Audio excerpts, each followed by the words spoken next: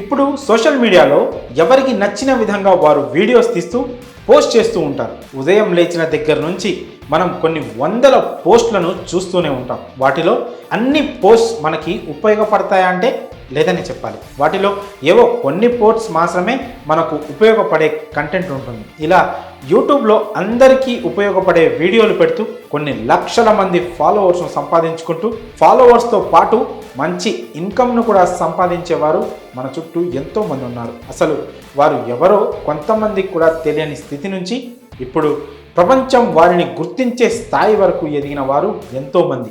అలాగే చేతిలో చిల్లి గవ్వలేని స్థితి నుంచి 2 చేతుల కొన్ని కోట్లు సంపాదించే స్థితి వరకు ఎదిగిన వారు ఎందరో ఉన్నారు.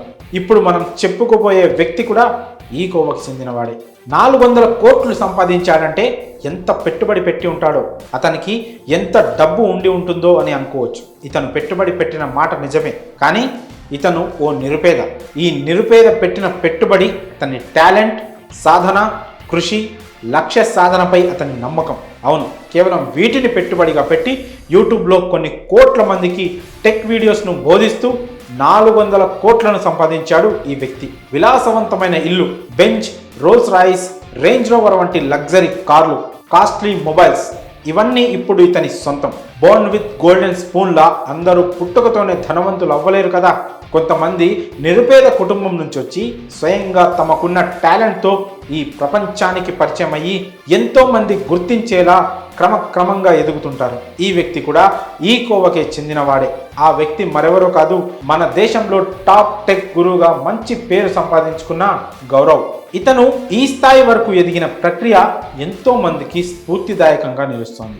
గౌరవ్ తన చిన్నతనంలో రాజస్థాన్లోని అజ్మీర్లో ఉండేవాడు. వీరు అదే ప్రాంతంలో చిన్న రేకుల ఇంట్లో నివాసం ఉండేవారు. ఇతని తండ్రి వీధి చివరన చిన్న కిరాణా షాపును నడిపేవాడు. ఆ షాప్ మీద వచ్చే ఆదాయం సరిపోక ఇతని తండ్రి పని కోసం దుబాయ్కి వెళ్ళాడు. ఆ క్రమంలో గౌరవ్ చదువుకుంటూనే తన తల్లితో కలిసి కిరాణా షాపును చూసుకుంటూ ఉండేవాడు. చిన్నతనంలోనే అన్ని కష్టాలను చూసిన గౌరవ్కు ఎలాగైనా 2 చేతుల డబ్బు సంపాదించాలనే ఆలోచన ఆ వయస్సులోనే బలంగా నాటుకుపోయింది.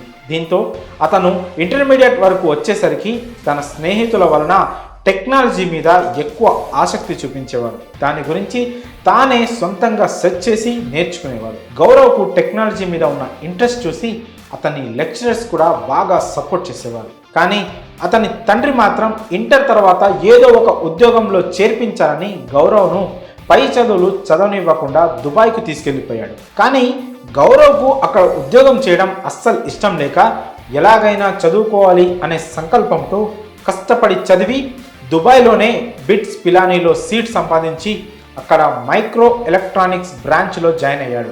ఇతనికి టెక్నాలజీ మీద ఉన్న ఆసక్తికి కాలేజీ యాజమాన్యం కూడా తన చదువు అయిపోయే వరకు అతనికి అడుగడుగునా సపోర్ట్ చేస్తూ వచ్చింది. 2012లో గౌరవ్ తన ఎడ్యుకేషన్ను పూర్తి చేసుకొని పోలీస్ డిపార్ట్మెంట్లో సర్టిఫైడ్ సెక్యూరిటీ సిస్టమ్ సర్వీస్ ఇంజనీర్గా పనిచేశాడు. ఆ క్రమంలోనే అతను టెక్నాలజీ పరంగా ఇంటర్నెట్లో కొత్త విషయాలను తెలుసుకున్నాడు. కొంతకాలం ఉద్యోగం చేసి అతని కుటుంబం అప్పులన్నీ తీరిపోయిన తర్వాత ఆ ఉద్యోగాన్ని వదిలేసి 2015లో టెక్నికల్ గురూజీ పేరుతో యూట్యూబ్ ఛానల్ను స్టార్ట్ చేశాడు. ఈ ఛానల్లో కొత్తగా వచ్చిన స్మార్ట్ గ్యాడ్జెట్స్ గురించి వీడియోస్ చేస్తూ పోస్ట్ చేసేవాడు. బ్యాంకింగ్ విషయాలు, డిజిటల్ మోసాలు, ఇలా ప్రతి విషయాన్ని అందరికీ అర్థమయ్యే విధంగా సింపుల్గా చెప్పడం ఇతని ప్రత్యేకత. అలా క్రమంగా అతను చెప్తున్న కంటెంట్ ఆడియన్స్కి బాగా కనెక్ట్ అయ్యింది. దీంతో యూట్యూబ్లో సబ్స్క్రైబర్స్తో పాటు అతని ఆదాయం కూడా పెరుగుతూ వచ్చింది. ఇక ప్రస్తుతం దేశంలోనే అత్యధిక మంది సబ్స్క్రైబర్లు ఉన్న యూట్యూబర్గా గౌరవ్ అరుదైన గుర్తింపును సంపాదించుకున్నాడు.